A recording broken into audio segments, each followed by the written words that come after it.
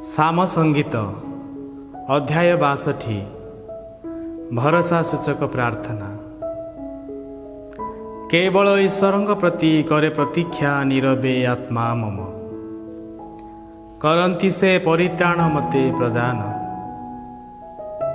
केवल से ही मोर शैल परित्राण तथा दुर्ग, हेबी नाही मु कदापि विचलित।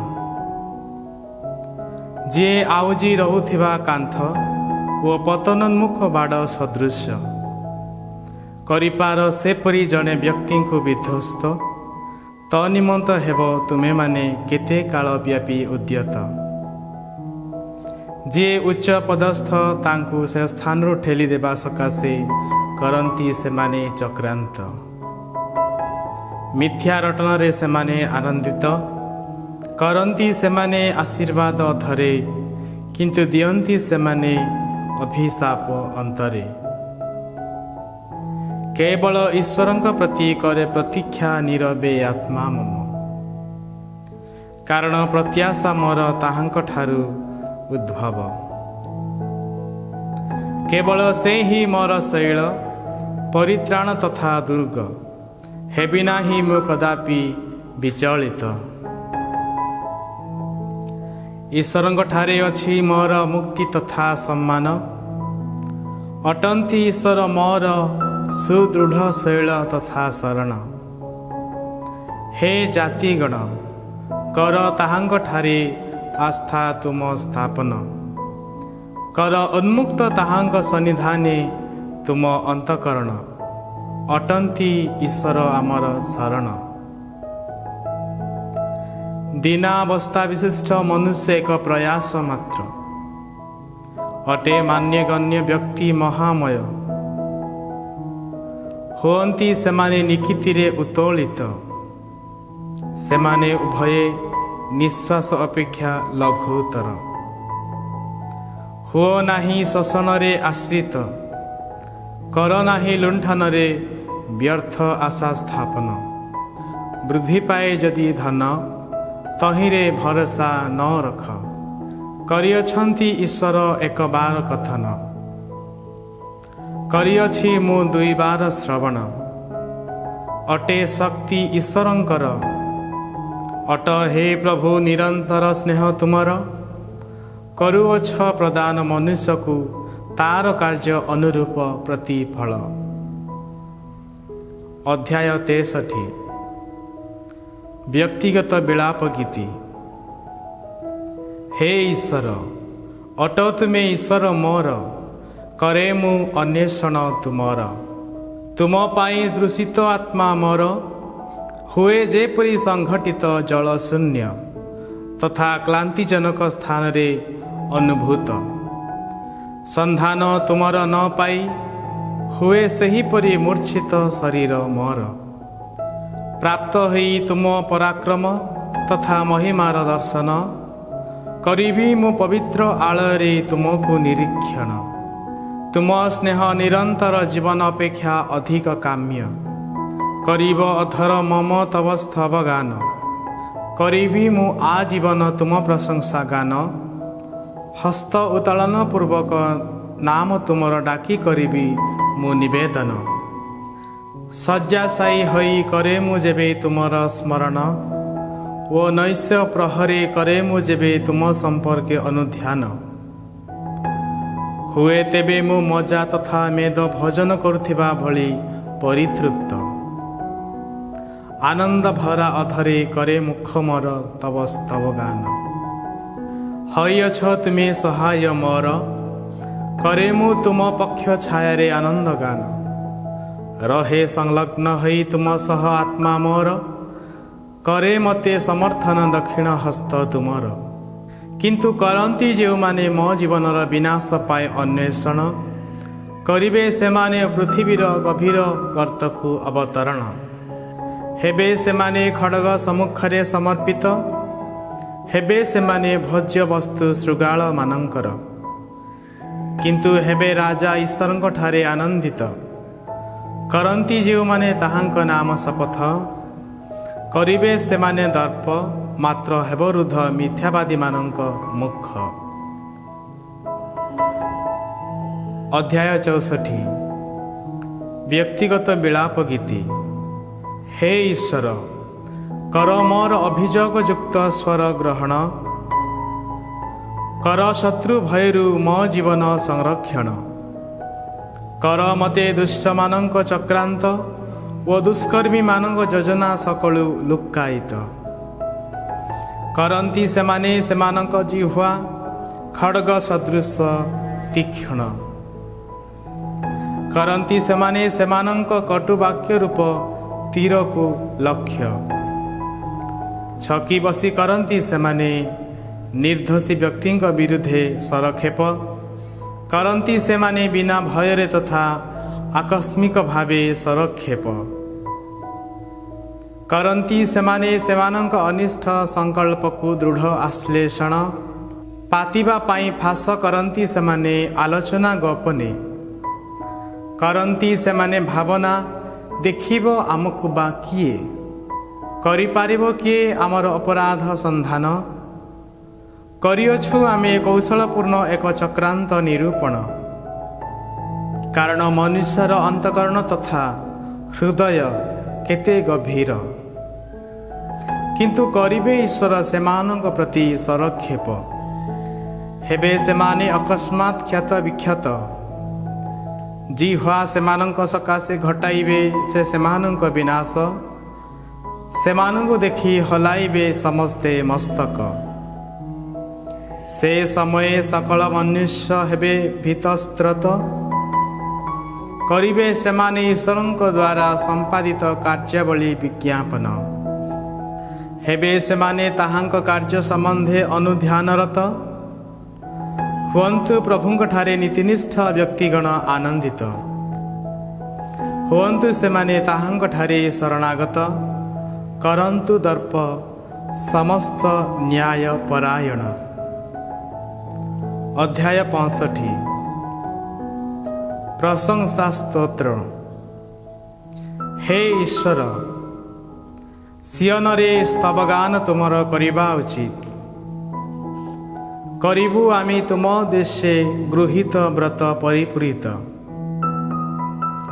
କରନ୍ତି ଯିଏ ପ୍ରାର୍ଥନା ଶ୍ରବଣ, ତାହାଙ୍କ ସନ୍ନିଧାନକୁ ମାଂସ ମାତ୍ର ମନୁଷ୍ୟ ନିଜ ପାପ ସମୂହ ଯୋଗୁଁ କରିବ ଆଗମନ। କରେ ବିସ୍ତାର ଯେତେବେଳେ ଆମ ଉପରେ ଅପରାଧ ସମୂହ କର୍ତ୍ତୃତ୍ୱ, ସେତେବେଳେ ତୁମେ ସେ ସମସ୍ତକୁ କ୍ଷମା ଦେଉଥାଅ। ତୁମ ପ୍ରାଙ୍ଗଣ ସବୁରେ କରିବା ପାଇଁ ବାସ, ମନୋନୀତ କରି ଯାହାକୁ ଘେନି ଆଣ ତୁମେ ସେ ଧନ୍ୟ। ଆଳୟର ମଙ୍ଗଳରେ ହେବୁ ଆମେ ପରିତୃପ୍ତ। ଆମ ପରିତ୍ରାତା ହେ ଈଶ୍ୱର, ଭୟାନକ କାର୍ଯ୍ୟ ଜରିଆରେ କରିଅଛ ତୁମେ ପ୍ରଦାନ ଆମକୁ ମୋଚନ। ଅଟ ତୁମେ ପ୍ରତ୍ୟାଶା ସମଗ୍ର ପୃଥିବୀ ତଥା ସୁଦୂରବର୍ତ୍ତୀ ସମୁଦ୍ର ସକଳର। ପରାକ୍ରମରେ ଭିଡ଼ି କଟି ଦେଶ, କରିଅଛ ତୁମେ ତବ ଶକ୍ତିରେ ପର୍ବତମାଳା ସଂସ୍ଥାପିତ। ସମୁଦ୍ର ଗୁଡ଼ିକର ଗର୍ଜନ, ତରଙ୍ଗମାଳାର ଗର୍ଜନ ଓ ଜନତାର କୋଳାହଳ କରୁଅଛ ତୁମେ ଶାନ୍ତ। ସୁତରାଂ କରନ୍ତି ଯେଉଁମାନେ ପୃଥିବୀର ସୁଦୂର ପ୍ରାନ୍ତରେ ଅବସ୍ଥାନ, ଦେଖି ତୁମ ଦ୍ୱାରା ସମ୍ପାଦିତ ନିଦର୍ଶନ ହୁଅନ୍ତି ସେମାନେ ଭୀତ। କରିଥାଅ ତୁମେ ସୂର୍ଯ୍ୟୋଦୟ ତଥା ସୂର୍ଯ୍ୟାସ୍ତ ଦିଗକୁ ଆନନ୍ଦ ଧ୍ୱନିରେ ମୁଖରିତ। ସନ୍ଦର୍ଶନ କରି ପୃଥିବୀକୁ କରୁଅଛ ତୁମେ ତାହାଙ୍କୁ ଜଳସିକ୍ତ। କରିଥାଅ ତୁମେ ତାହାଙ୍କୁ ଅତ୍ୟଧିକ ଫଳବନ୍ତ। ହୁଏ ଈଶ୍ୱରଙ୍କ ନଦୀ ଉଚ୍ଛ୍ୱସିତ, କରି ତାହାଙ୍କୁ ପ୍ରସ୍ତୁତ କରୁଅଛ ତୁମେ ପ୍ରଦାନ ସେମାନଙ୍କୁ ଶସ୍ୟ। କରୁଅଛ ତାହାର ସିଆର ସକଳକୁ ତୁମେ ପ୍ରଚୁର ଭାବେ ଜଳସିକ୍ତ। ଦେଉଛ ତୁମେ ସଜାଡ଼ି ତାହାର ମଥାନ, କରାଇ ବୃଷ୍ଟି କରୁଅଛ ତୁମେ ତାହାଙ୍କୁ ଆର୍ଦ୍ର। କରୁଅଛ ତୁମେ ତାହାର ଅଙ୍ଗୁରକୁ ଆଶୀର୍ବାଦ। ତୁମ ସମୃଦ୍ଧି କାଳେ କରୁଅଛ ତୁମେ ବର୍ଷ ସବୁକୁ ମୁକୁଟ ପରିହିତ। କରୁଅଛି ତୁମ ରଥର ଗତିପଥ पुष्टता क्षरित हुए प्रांतरर चारण भूमि ऐश्वर्य क्षरित हुए गिरी समूह आनंद परिहित हुए चारण भूमि मेषपल सबु द्वारा आच्छादित हुए उपत्यका समूह शस्य विभूषित करती सेमाने संतोष हेतु चित्कार तथा गान मुखरित। अध्याय 66 प्रशंसा स्तोत्र। हे समग्र भूमंडल कर ईश्वरଙ୍କ उद्देश्य आनंद रव मुखरित कर महिमा ताहांकर गान स्तोत्रालाप पूर्वक कर ताहांकर स्तव गान कुह ईश्वरଙ୍କୁ कर्मावली तुमर केड़े भयानक हुअंती शक्ति तुमर जोगु शत्रुवृंद तुमर तब सन्निधाने संकुचित करे समग्र पृथ्वी आराधना तुमर करती सेमाने तुम स्तव गान करती तब नाम प्रति स्तव गान आसी कर ईश्वरଙ୍କ द्वारा साधित कार्य दर्शन अटे मनुष्य मध्ये कर्मावली ताहांकर भयानक कले से समुद्र को शुष्क भूमि रे परिणत पदव्रज पूर्वक हेले मनुष्य नदी देई अतिक्रांत हेलु आमे सेठारे ताहांकठारे आनंदित करिवे से ताहांक शक्ति रे राजुति चिरकाल करंती से जातिगण उपरे दृष्टिपात न करंतु विद्रोही गण निज निज को उन्नीत हे जातिगण कर आम ईश्वरଙ୍କ उद्देश्य स्तवगान ध्वनित हेउ ताहांक स्तवगानर स्वर करंती से आमको जीवित मानक मध्य संरक्षण करिनाहांती से पाद आमर खसिबाको अनुमति प्रदान करियछ तुमे हे ईश्वर आमको परीक्षा हुए रौप्य जेपरि विशोधित करियछ तुमे सही परि आमको परीक्षा करियछ तुमे आमको जाल मध्य को आनयन लदी देयछ तुमे आम परे दुर्बह भार करिबे लोके जेपरि आमको मस्तक को पदादलन सेथि निमंते तुमे अनुमति देयछ कलु आमे अग्नि तथा जल देई अतिक्रम तथापि करियछ तुमे आमको एक विशाल स्थान को आनयन करिबी मु होमबली समेत तुम आलय को आगमन करिबी मु तुम नामे गृहीत व्रत सबु परिपूरण थिली जेबे मु क्लेश जर्जरित कलाम अधर ताहा उच्चारण पुमेंस नैवेद्यर धूम समेत करिबी मु तुम प्रति हृष्टपुष्ट पशुमानक होमबली उत्सर्ग करिबी मु वृक्ष तथा छाग मानक उत्सर्ग ईश्वरଙ୍କ प्रति भयकारी हे समस्ते आसी कर श्रवण करिअछन्ति से जहा मो प्रति साधन करिबी मु ताहार वर्णन डाकी उच्च स्वरे कली मु ताहांक निकटे निवेदन कली मु मो जिह्वारे ताहांकर स्तुति गान करिथांता जदि हृदय मोर दुष्टता प्रति अभिलाष पोषण करिन थांते तेबे प्रभु मते श्रवण किंतु करिअछन्ति यथार्थे ईश्वर कर्णपात करिअछन्ति मो प्रार्थनार स्वर प्रति से मनोजग हुअन्तु ईश्वर धन्य कारण करिनाहांति से उपेक्षा प्रार्थना मम किंबा न करि नाहांति से ताहांक निरंतर स्नेह मो ठारु अपसारित। अध्याय 67 सामूहिक कृतज्ञता स्तोत्र। करन्तु ईश्वर करुणा प्रदर्शन पूर्वक आमको आशीर्वाद करन्तु से ताहांक मुख आम प्रति प्रदीप्यमान हेब ताहा हेले मार्ग तुमर पृथ्वी रे अवगत हेब जातिगण मध्य रक्षणीय शक्ति तुमर विदित हे ईश्वर करु जनता स्तवगान तुमर करन्तु समस्त जनता स्तवगान तुमर हुअन्तु जातिगण आनंदित करन्तु सेमाने सानंदे स्तवगान कारण करुअछ तुमे जनमंडलीर नीतिनिष्ठा पूर्वक विचार ଓ କରୁଅଛ ପୃଥିବୀବାସୀ ଜନତାକୁ ନିୟନ୍ତ୍ରଣ।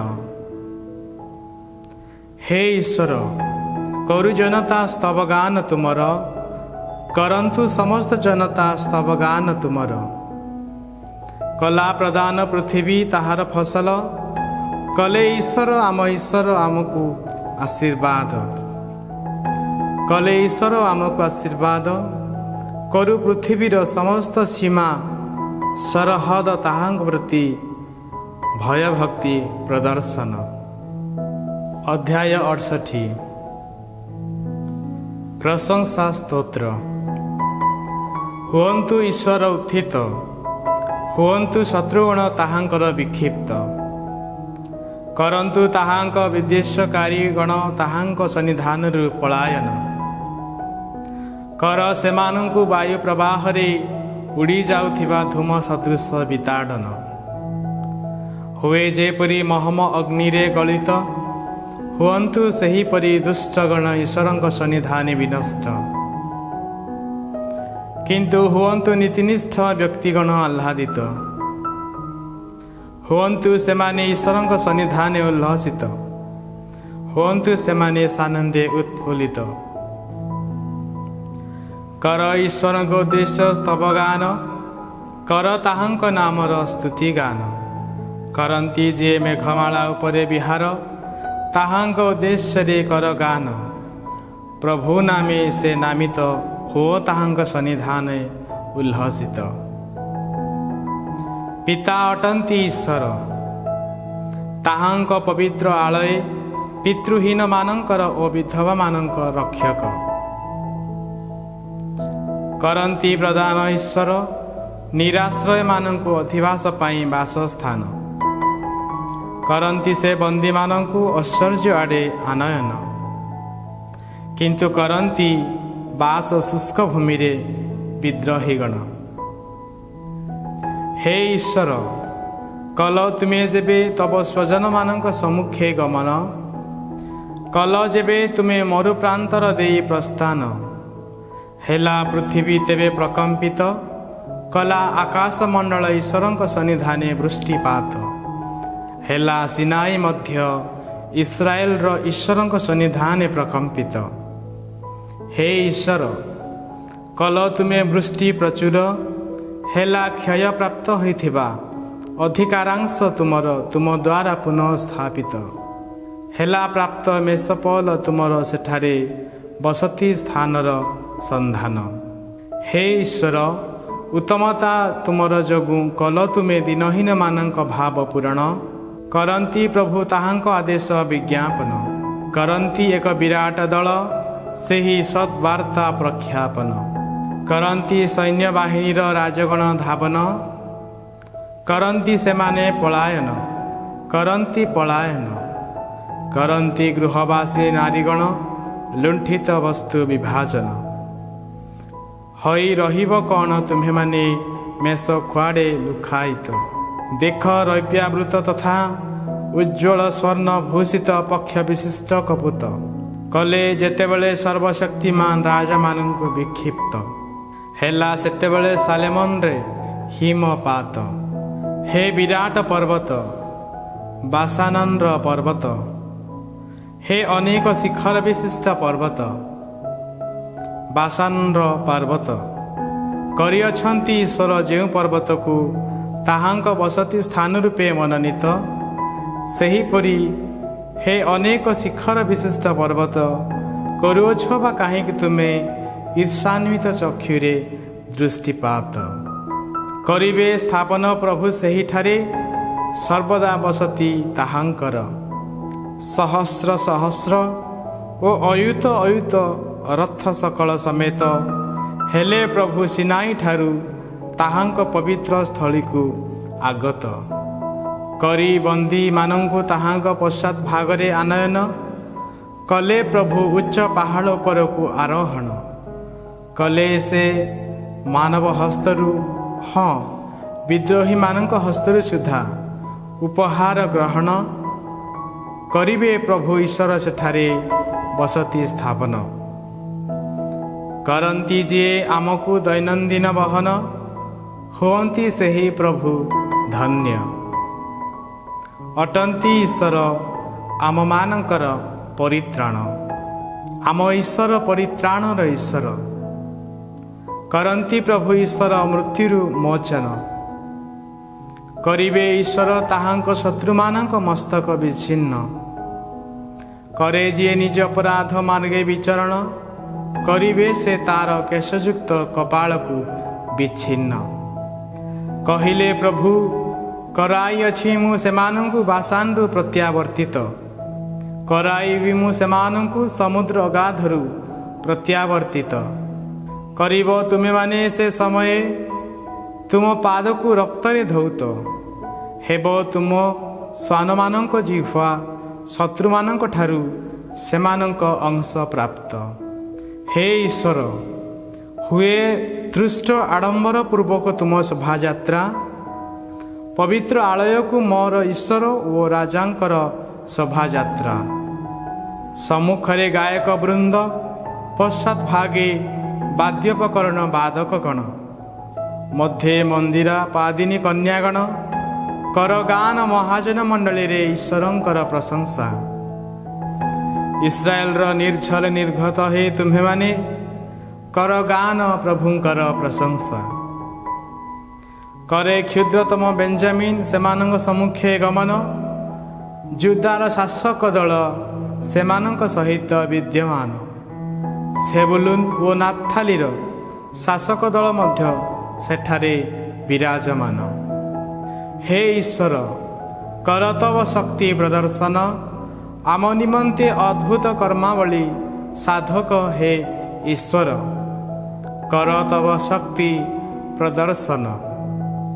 ଆଳୟ ତୁମର ଜେରୁସାଲେମରେ ଅବସ୍ଥିତ, ସୁତରାଂ କରନ୍ତି ରାଜଗଣ ତୁମ ସନ୍ନିଧାନେ ଉପହାର ସମର୍ପଣ।